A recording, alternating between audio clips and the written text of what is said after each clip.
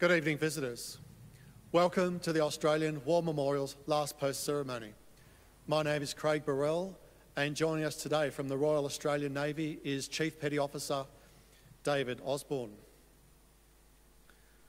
We warmly welcome Rear Admiral Francis Morley, Director, Navy International Programs Office, United States of America, Mrs. Morley and the accompanying delegation. We welcome the veterans who have served, those that are still serving, and the families that support them. We acknowledge the members of RSL and Services Clubs Association, RSL Victoria, and RSL Queensland who are watching this broadcast of this ceremony across Australia. During this evening's ceremony, wreaths will be laid at the base of the Pool of Reflection by visitors and students on behalf of Aspendale Gardens Primary School from Victoria. Please stand and join in singing the National Anthem.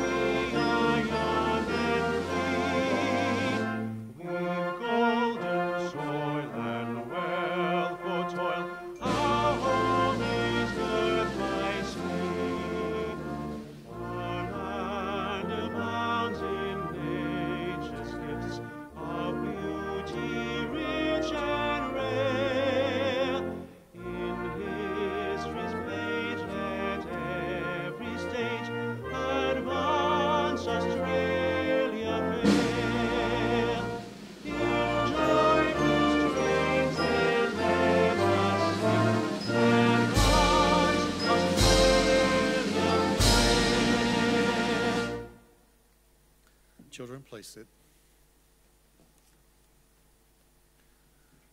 The Australian War Memorial was the vision of Charles Bean, Australia's First World War official historian.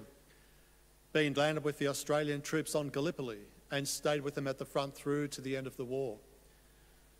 The idea of this national memorial and museum came to him at Pozières, France, in the depths of the bloody fighting of 1916. Bean's idea was that this would be a place where families and friends could mourn their loved ones buried in faraway places. It would also be a place that could help all Australians understand what these men and women had endured and what they had done for us. Bean's vision, to which we remain true, is best expressed as inscribed in the entrance to the memorial's galleries.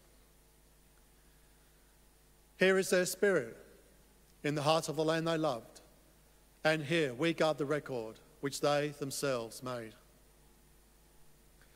Tonight, we will read the story behind just one of those on the Roll of Honour, which lists the names of more than 102,000 men and women who have given their lives for us in war and operations for more than a century. But first, we present a lament, Flowers of the Forest. Wreaths or floral tributes will now be laid at the base of the Pool of Reflection.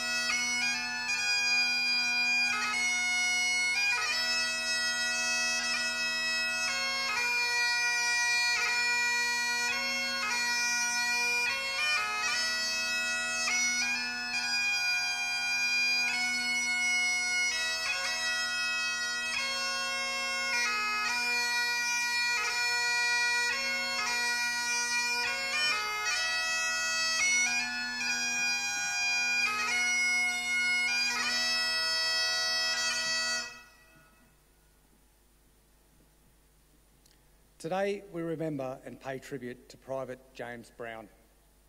James Brown was born about 1892 to William and Mary Brown of Gympie, Queensland. After growing up in the area and probably attending Gympie Central State School, he went to work as a labourer. Brown enlisted in the Australian Imperial Force in September 1914, around a month after the outbreak of the First World War. He joined the 15th Battalion and began initial training at Enoggera, leaving 4 horses in the care of a friend who lived nearby. The 15th Battalion left Australia just before Christmas and landed in Egypt in February 1915, where it was assigned to the New Zealand and Australian Division. After a period of training in the desert camps on the outskirts of Cairo, Private Brown landed with the 4th Brigade at Anzac late in the afternoon of the 25th of April 1915. As the Ottoman defenders checked the advance inland, the 15th Battalion was rushed into the line on the left flank of the beachhead. As the advance stalled, the battalion became isolated and things looked grim until it was withdrawn to a more tenable position.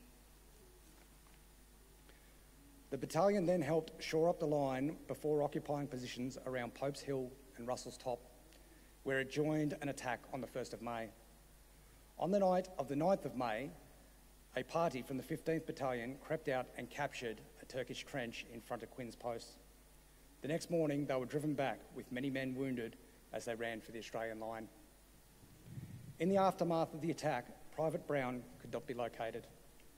He was listed as missing in action, and for months, nothing was heard about his whereabouts. His sister Elsie wrote letters to the Secretary of Defence, anxious to know what happened to him. In 1916, a court of inquiry found that Private James Brown had been killed in action on the 9th of May. He was 23 years old. Today he is commemorated by the Lone Pond Memorial, which commemorates almost 5,000 Australian and New Zealand servicemen who died in the area with no known grave. The Browns' family's sorrow was compounded when James's younger brother, Leslie, died of meningitis barely a month after enlisting in the AIF. Many years later, when James's father received a parcel containing his son's medals and memorial scroll, the experience was bittersweet.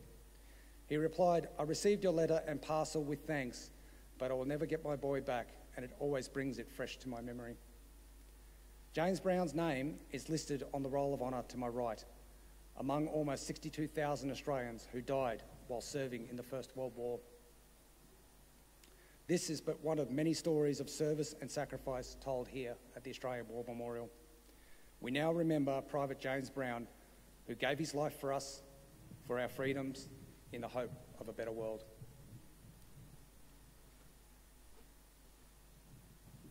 Please stand for the ode and the sounding of the last post.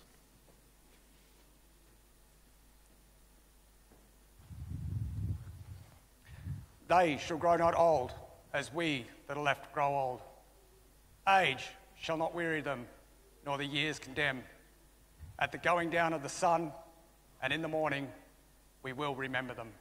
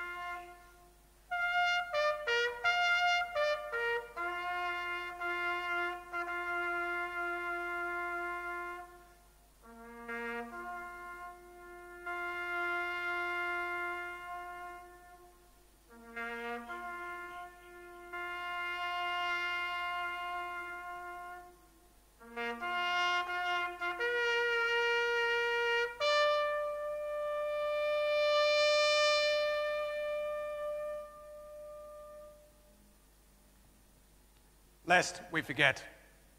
Lest we forget.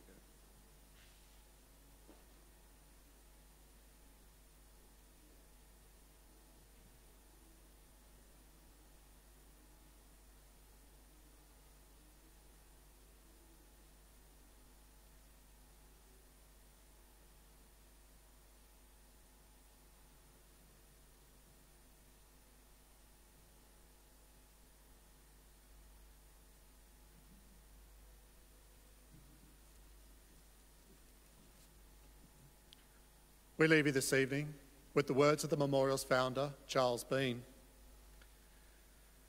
Many man lying out there at Poziere or in the low scrub at Gallipoli with his poor, tired senses barely working through the fever of his brain has thought in his last moments, well, it's over. But in Australia, they will be proud of this.